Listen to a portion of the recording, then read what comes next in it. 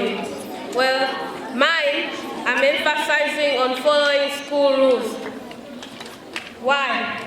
Because there are some precautions that you have to take, like let's say for running around. When you're running around, you might fall down and get injured. And also, more importantly, I want to emphasize on speaking English. This is an English medium school. You're supposed to speak English and not Swahili, unless it is Swahili lesson. Thank you. Today I'm going to present about the annual exams. The annual exams is going to be done at the 1st of December, at the day of Wednesday. So my advice is this: we need to study hard so that the annual exams can lead you to the next class. Thank you.